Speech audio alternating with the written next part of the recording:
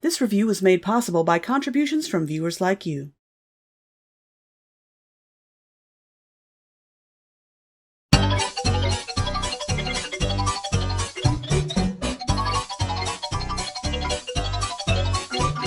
Spooky, scary Bob Shoween, we're creepy, eerie pros. It's time for some of the worst movies and TV shows. Spooky, scary Bob Shoween, dribble, junk, and tripe. Maybe even a treat or two if you believe the hype. We're so sorry, cinema, but have you any pride? If you wanted to be good, then you should have tried. Spooky, scary Bob Shoween for entertaining you. We will make you laugh and scream, so just relax and boom!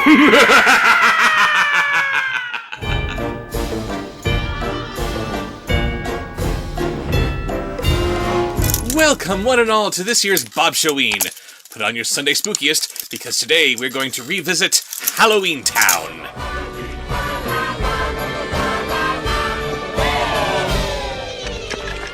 Ugh, I really need to stop overhyping myself.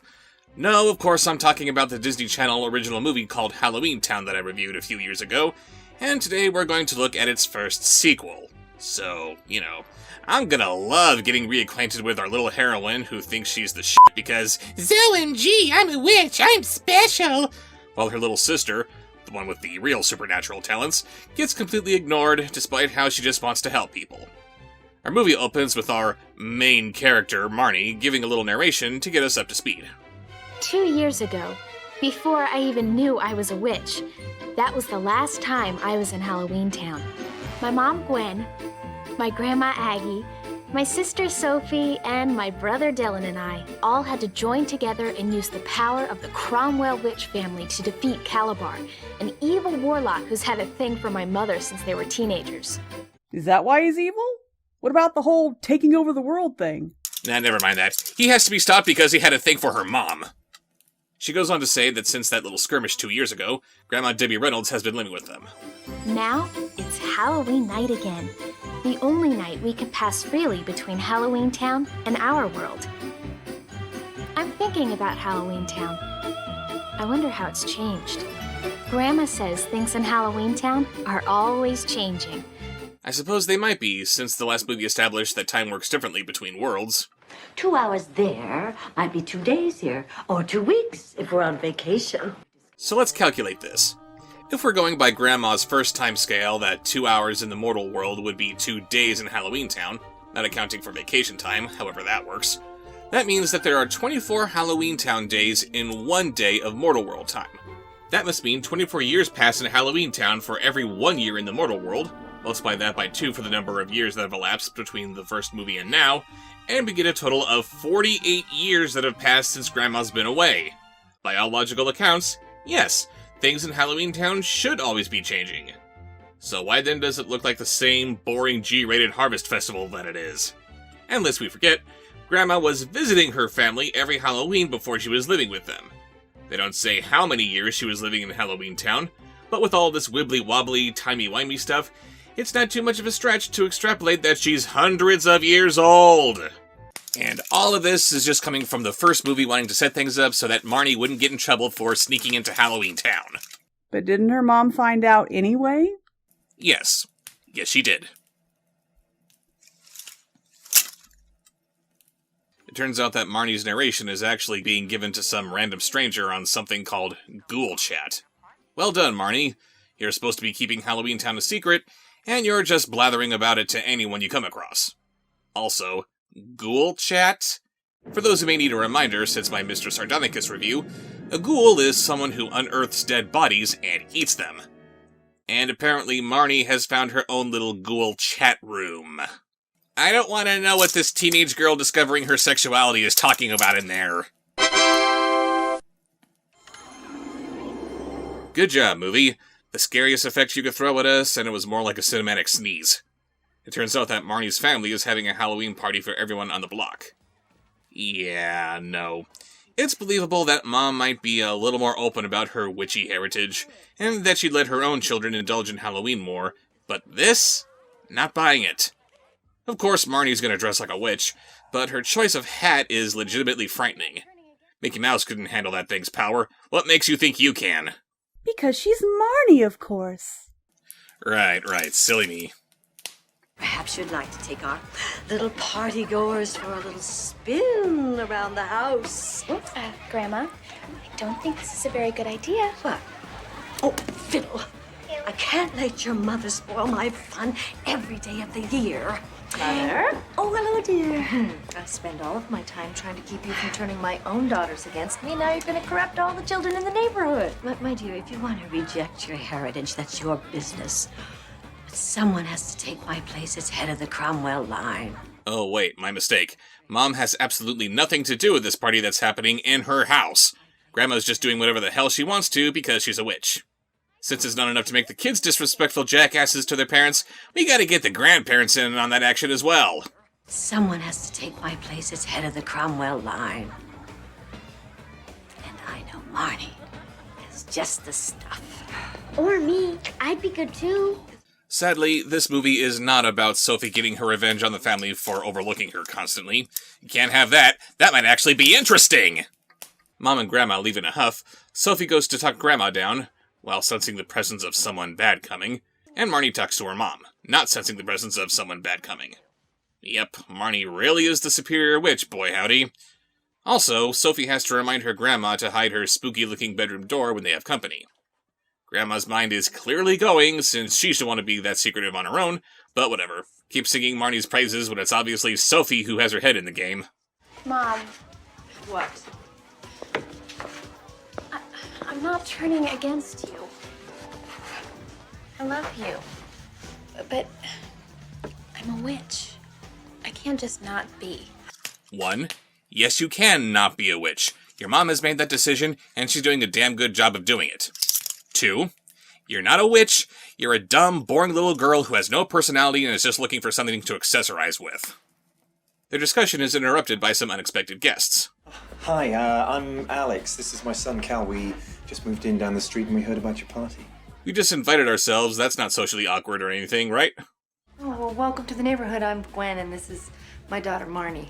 If all witches were as pretty as you, they'd have a better reputation. Really? I can't tell what's worse, that pickup line, or the fact that Marnie fell for it hook, line, and sinker. That's Cindy. We're just going to ignore her since she's prettier than me. So, when did you move in? Just tonight, actually. No. Too many red flags going up here. 1. Anyone who just moves in is going to be completely wasted by the end of the day. 2. He says that they haven't unpacked anything yet, which might explain why they aren't ungodly tired, but they just happen to have their snazzy party clothes on hand. 3. If they move to a new town and have no intention of actually unpacking anything, but they make sure that their party clothes are immediately available so they can crash the nearest party as soon as possible, they're clearly predators. 4. Marnie is really stupid. Don't you have to unpack? No, my dad doesn't waste his breath and stuff like that. Yeah, lets me figure it out myself. The only thing missing from this guy is a sign on his back that says, "I am the villain!" Meanwhile, Dylan, who is still as anti-Halloween as ever, tries to hit on that Cindy chick from earlier. So has anyone asked you to go with them to the costume party at the high school? Why? Did you want to ask me? Well, that depends on whether or not that would be ridiculous. Dylan, you're not even wearing a costume. Oh. Well, I'm not really into the whole Halloween thing. But that's the whole point of the party. Most disgusting costume wins a prize after the unmasking at midnight.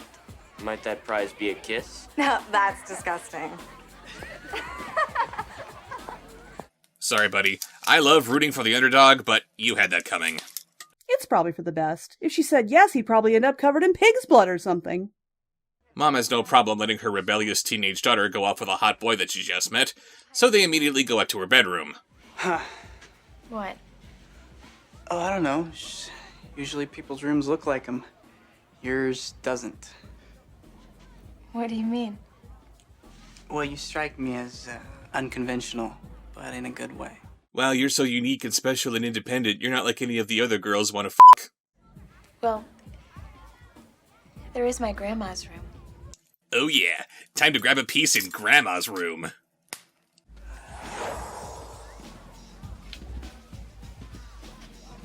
Was that there before? No, I made him magically appear because I'm a witch. Tee-hee!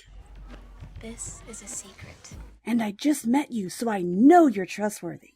And actually, Grandma's room might just be the best makeout spot in the house. Why does it look like she lives in a softcore porn set? I'm turned on and confused. Do you know any magic spells? Well, sure. But they're pretend ones, of course. See, there are common spells that every witch knows. I mean, supposedly. And then there are the really secret ones that are only known to the witch who made them up. Or warlock. That's what male witches are called, right? Warlocks? So you've been doing some reading too. Just movies and stuff. They're not really that educational. Well, Grandma feels like witches are misunderstood, so she likes to teach us about them. Whoa. Is that supposed to be a book of spells? No. Oh, what, now you're thinking? Maybe I shouldn't be spilling everything about witches to this total stranger. So do you like ice cream? Sure.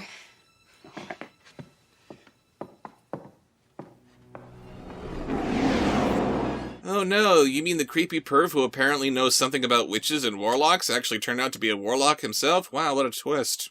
Now that he has what he came for, he leaves and says that he'll call her sometime. Yeah, but I hear there's this really big costume party at the high school. I figured if my costume's good enough, maybe I could crash it. Yeah, sure.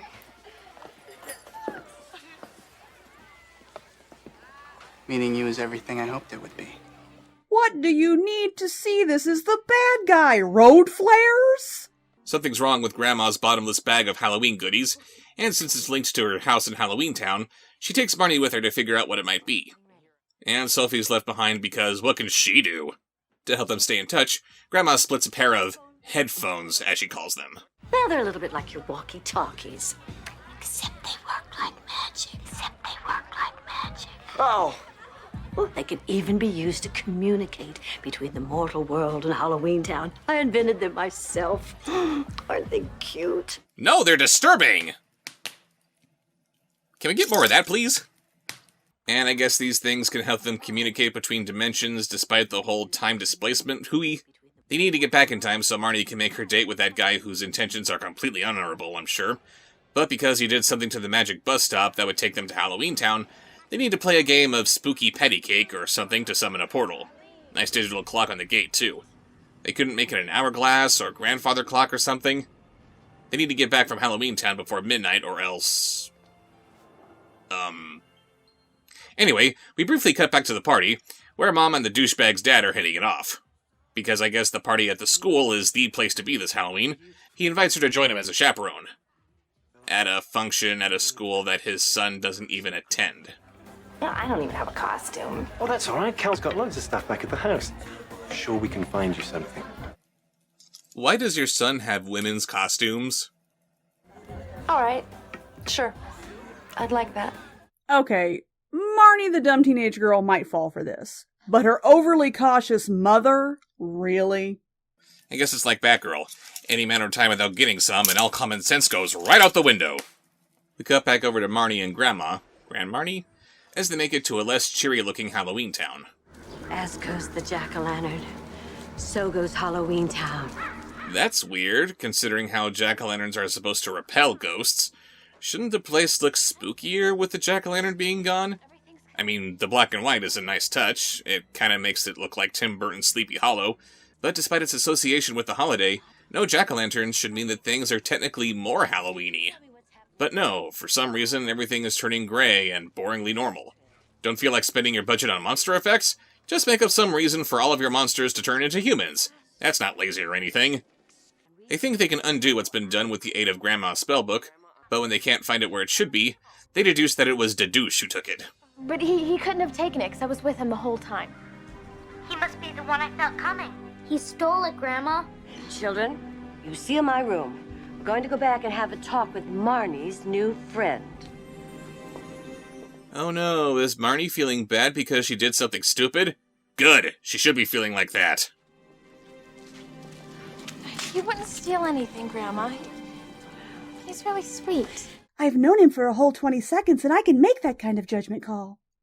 Whoever cast this gray spell knew it would affect my suitcase and knew we'd come to investigate. It was a trap. Very good, Aggie. You're keeping up nicely. Cal? Over here.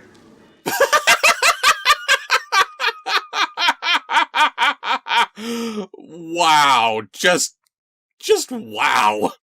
Showing a face in a wall can be really unnerving, and even back in Marnie's room it was kinda creepy seeing him there, but really? This is what you guys went with? He looks like someone's mom tried to make a Zordon costume out of sugar cubes. Come on, Disney! You'd have to be A warlock? Sweet, huh? So then that whole thing. Your so-called dad, the tour of the house, it was just to get the book. No, I could have stolen the book anytime. See, I wanted you to show it to me because you felt something between us. And you did. You tricked me. No, really? You'll get over it. And hey, I still need a date to the costume party. Forget the party. I want to know why... Kalabar. What did you say, dear? The rose.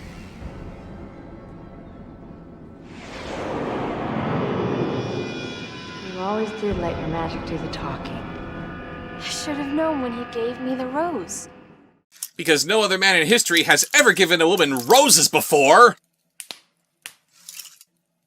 Cal.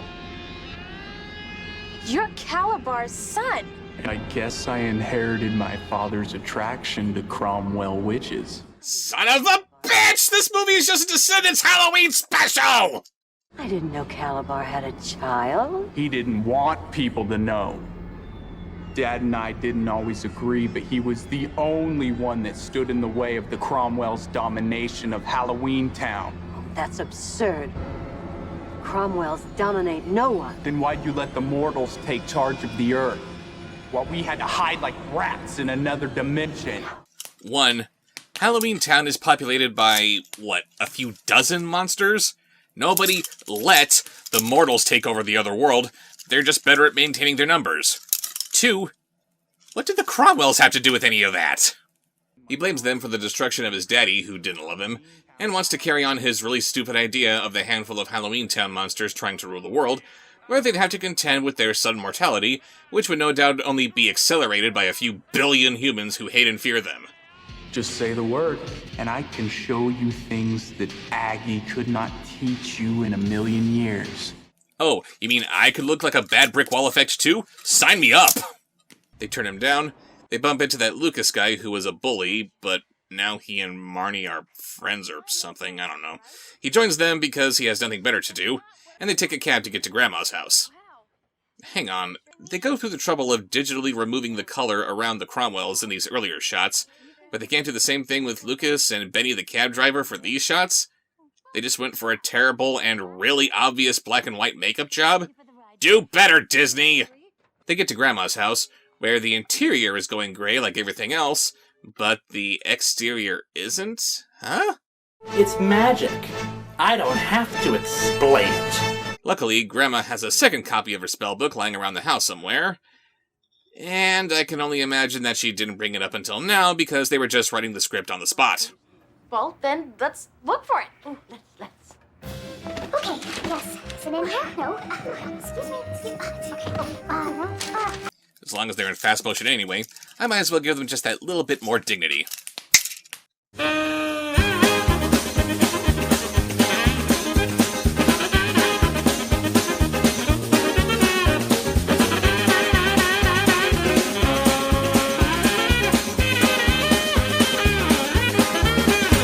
Lucas then turns back into his... well, it's supposed to be his original goblin self, even though it looks nothing like it did in the last movie. This suggests that the spell might be temporary, but regardless, they still need to find Grandma's book.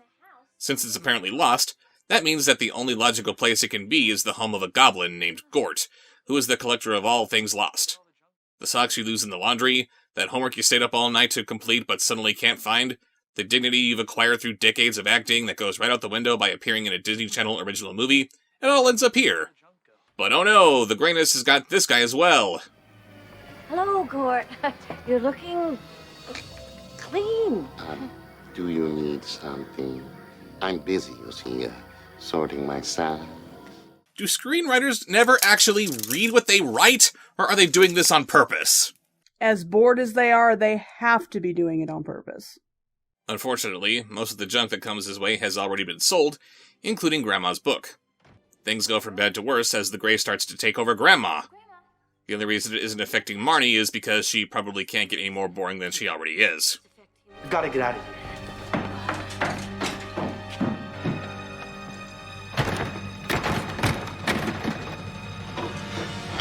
The door, it won't open. What? There are no windows either. No windows and no doors?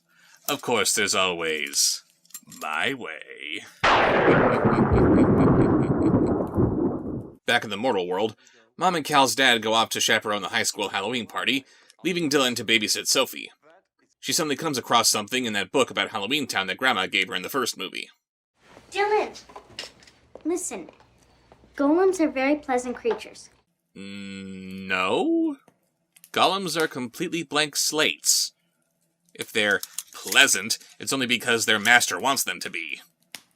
Built entirely from mud or other natural elements. They have no will of their own and do whatever their creators tell them. You know, pleasant. This tiny little tidbit about golems somehow gets Sophie to thinking that Mom's date might be a golem made of frogs. Huh? But they can't just go to the party to warn their mom. They need to get Dylan a costume first, for some reason.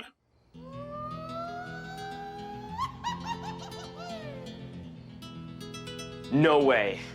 Well, gee willikers, he's gonna dress like one of them sheriffs from Dia of the Dead, consarn it!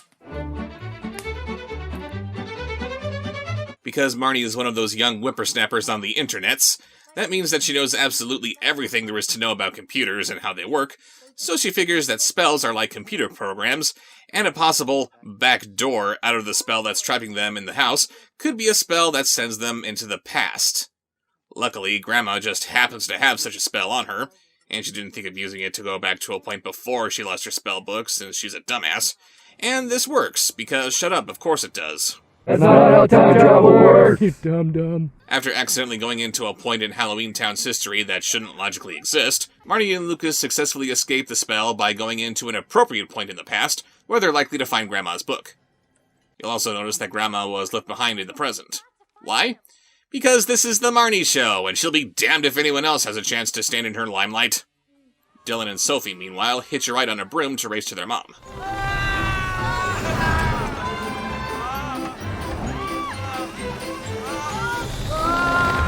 I know most Halloween movies like to feature a nice, spooky full moon, but I gotta give this movie a point for being astronomically accurate.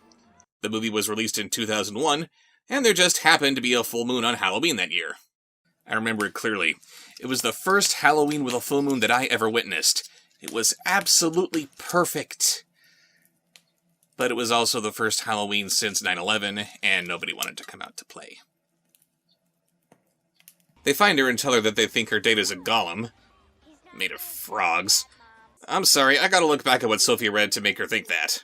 Built entirely from mud or other natural elements. Oh, I guess other natural elements means anything? Maybe that's what the Rat King from the Four Realms was?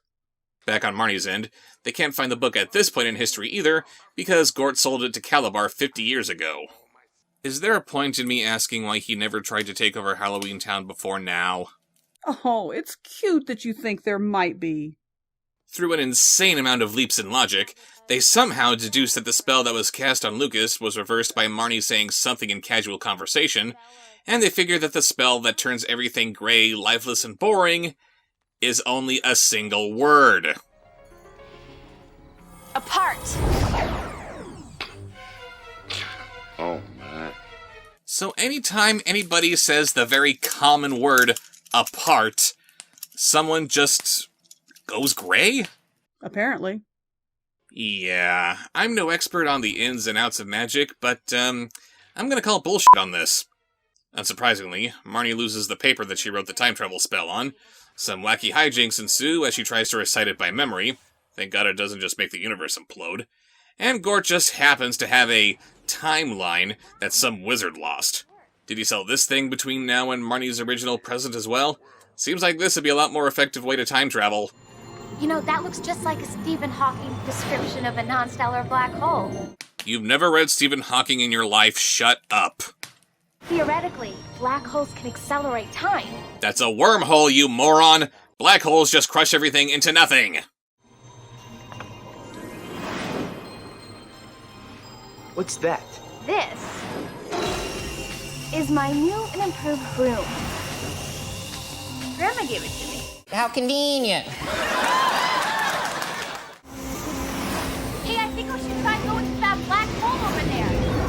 And what if this black hole theory, let's say, doesn't work? Who cares about being crushed into a singularity? I'm having fun! Ha ha! No, of course it works because everything has to work out just fine for Marnie, and she brings Grandma back to normal. Back to the party, Cal uses the spell book to turn everyone present into their costumes.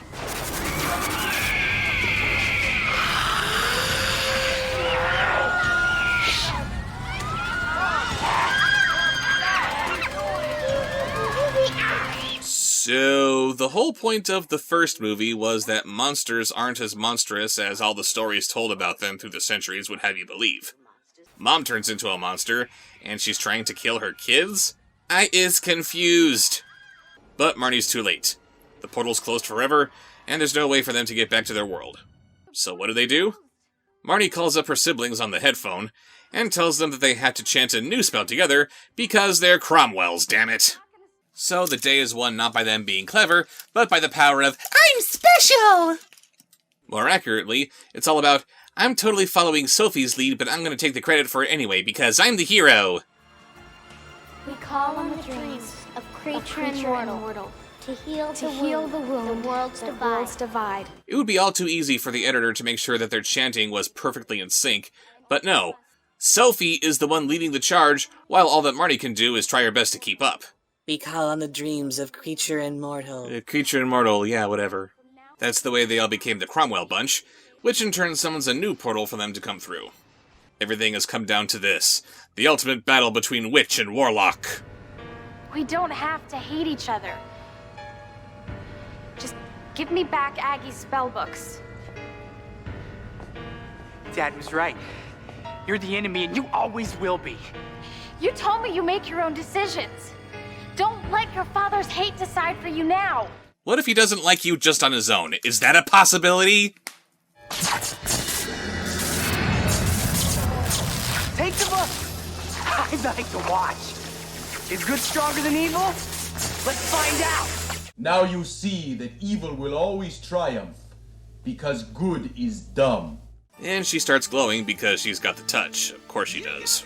Then Marty demonstrates how much more powerful the Cromwells are as a family by effortlessly taking the books completely on her own. Nice. This makes Cal explode somehow. So there's nothing left to do but reverse the creature spell by reading it backwards.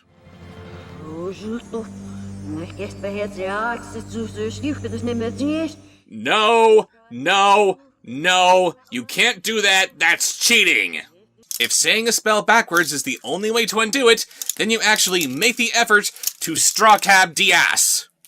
So the spell is reversed thanks to the magical power of editing, and the other partygoers give the Cromwells a round of applause instead of thinking that someone spikes the punch or something. I don't know if I'll ever stop you guys from fighting, but at least you won't have to fight over me anymore.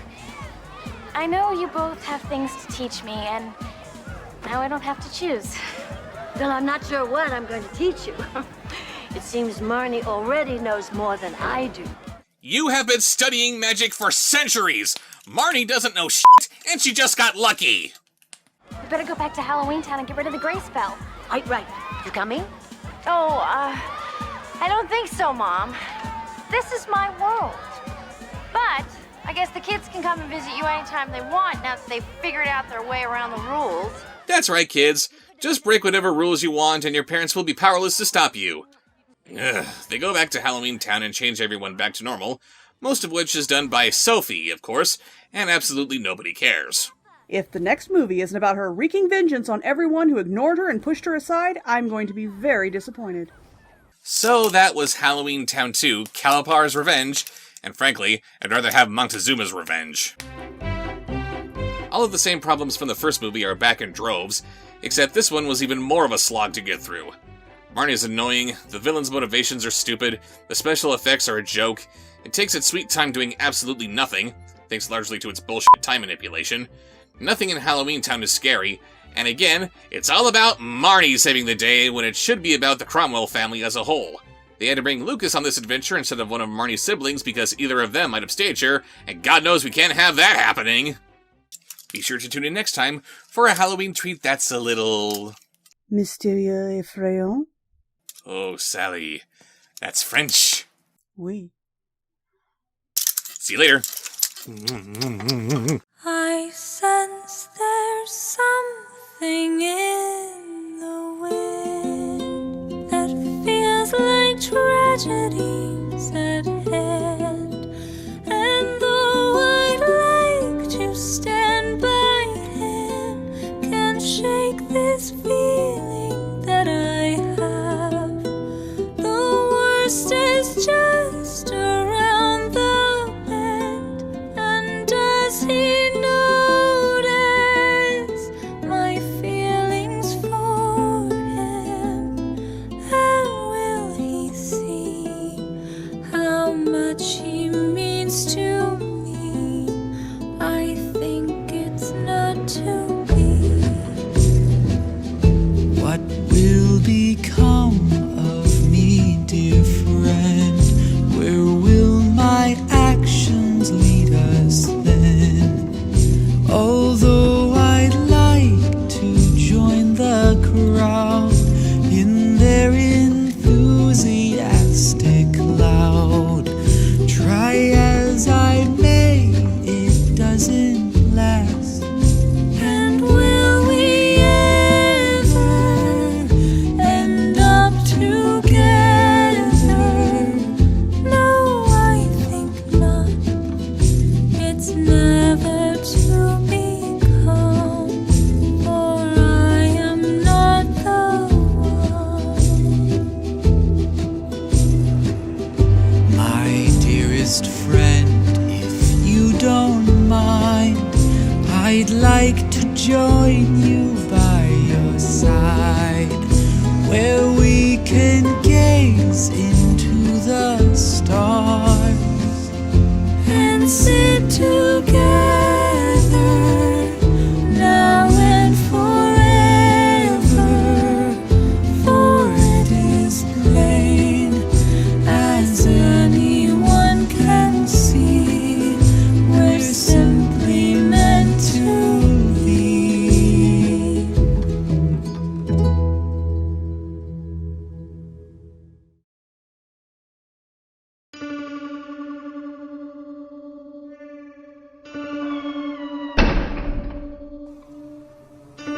Subscribe.